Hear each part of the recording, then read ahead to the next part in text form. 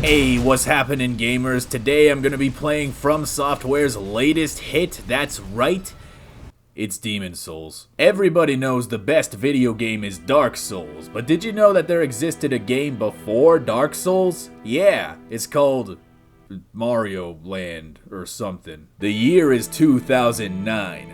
Fish begin to grow legs and crawl on land.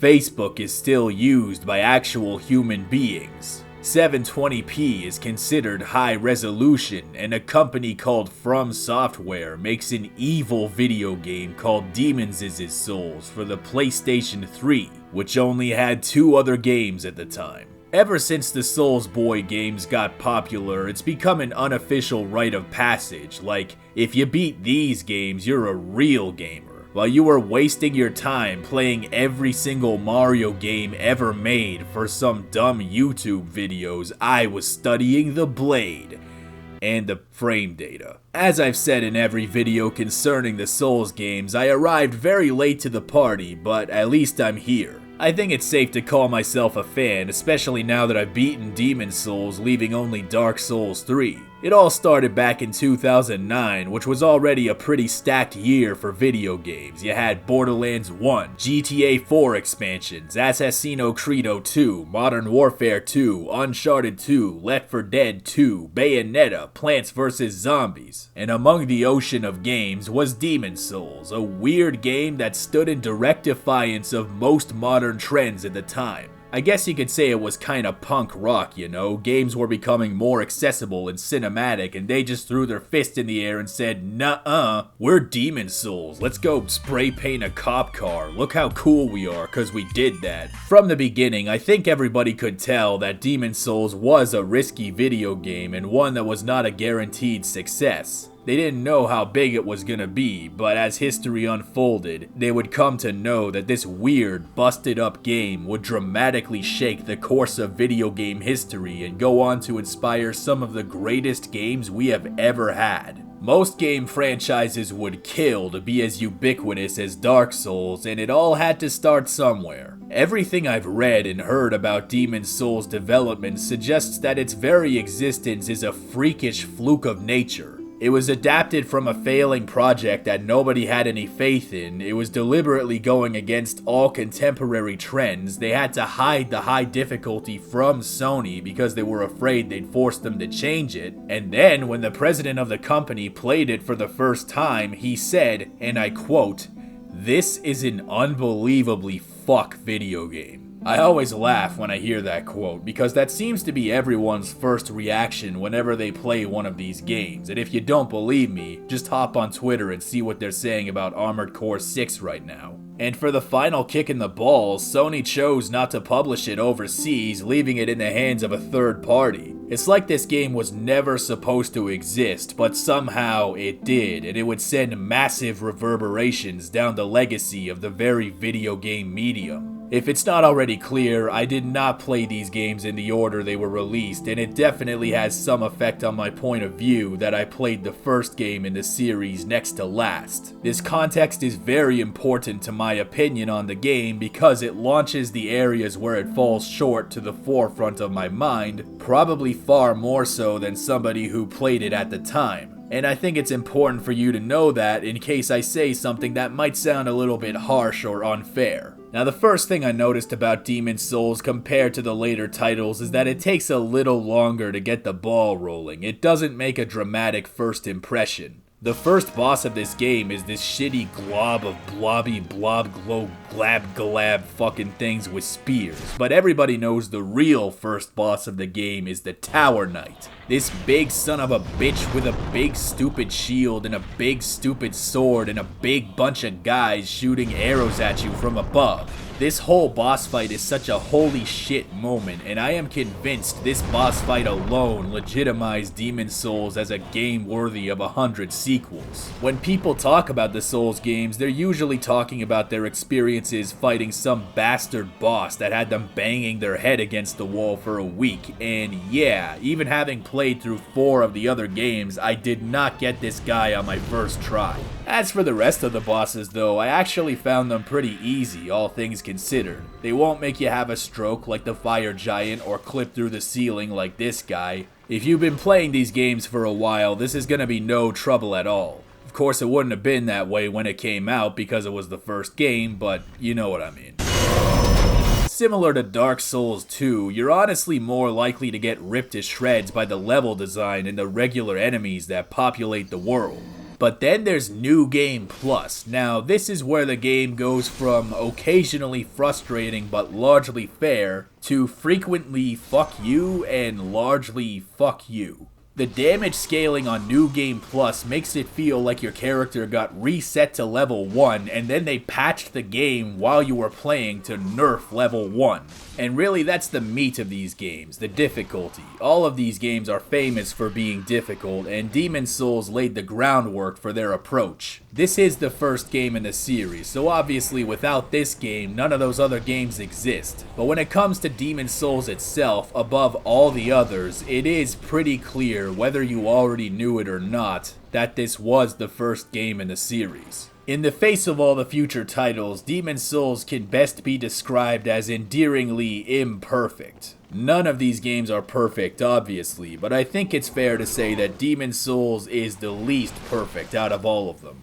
I am aware of the PS5 remake remaster thing, but I don't have a PS5 because I'm still hoping for a price drop, and as far as I know, nothing in that version has fundamentally changed besides the graphics and I guess a 60 FPS mode, which is more than can be said for Bitchborn, so I imagine these observations should apply to that version as well. Because from what I understand, besides the visuals, the remake is very faithful. Soul level drain?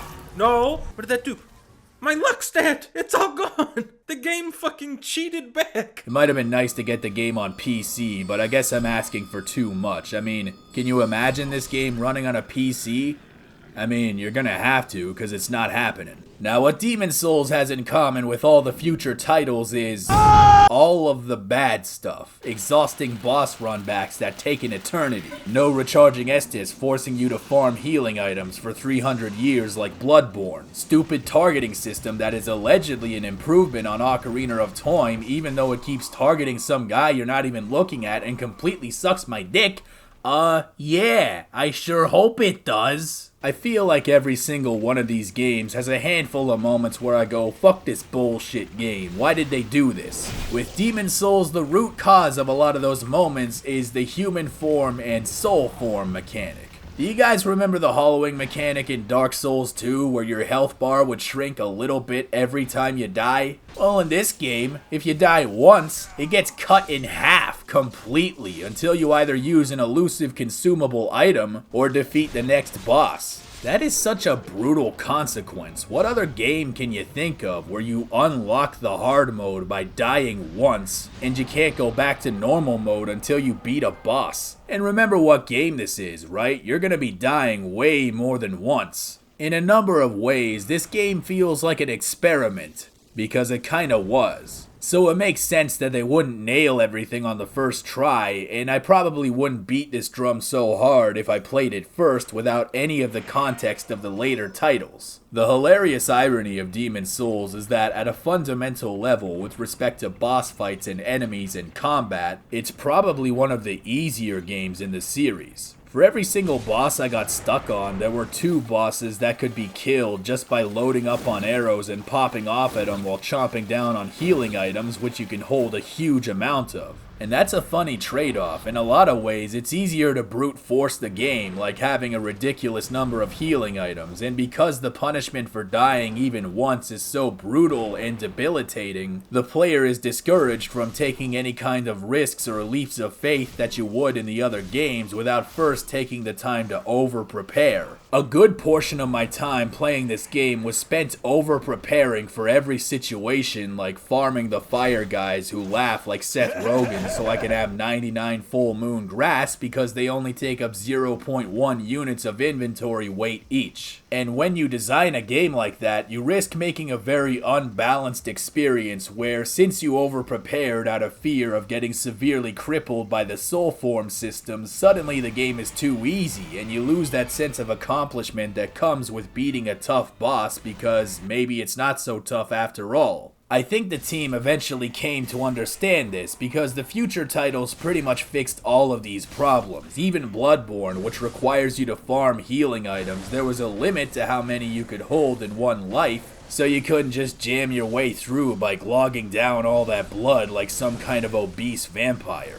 One thing these games are all great about is exploration. There is a very self-directed feel to the world. There are no waypoints, no hints, no nothing. Just you and a big nasty dungeon thing with nothing but your wits to guide you, so God help you if you're stupid. Later Souls games often had big, sprawling worlds with 18 different interconnecting pathways and layered design. The pre-Elden Ring titles are proof that you don't necessarily need an open world to facilitate a big, sprawling adventure. Granted, Demon's Souls specifically is pretty linear in comparison to those. You pick one of 5 headstone things, each of which link to their own distinct world. There are secrets, hidden chambers, and optional collectibles, but the path forward is usually pretty straightforward, and the game does mostly a good job of calling your attention to important things using atmospheric touches, guiding the player through without breaking immersion with waypoints and markers. Not everything is super straightforward though. I remember one time I was trying to figure out how to open this gate in Boletaria and I couldn't figure it out no matter what I did. I assumed there was a lever or a key or something, but I couldn't find anything like that, so I looked up this tutorial and the guy starts by saying, "Oh yeah, to open that, you need to have full white world tendency," and I was like,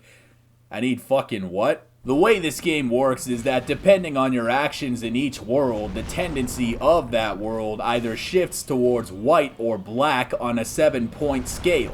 Every time you kill a boss, it moves 1 notch towards white. But if you die in human form or kill a friendly NPC or something like that, what on earth are you doing? It shifts towards black. Basically, if you want to access certain areas, you have to kill bosses without dying, or at least kill enough bosses to move the tendency to white from wherever it was. So in theory, it's possible to permanently screw yourself out of these goodies until you start New Game Plus, that is unless you help out in another player's world, which can also shift tendency, which you can't do anymore because they shut down the servers. My life is ruined and everything is garbage. I feel like most game devs don't really think hard enough about locking stuff behind online features. Unless you're planning on maintaining the servers indefinitely, there will be a point where you permanently hose people out of content. Most people playing this game today are probably playing the PS5 version where the servers are still running, so this won't really apply to them until they shut down those servers as well in 5 to 8 years. You don't need any of these goodies to beat the game, obviously,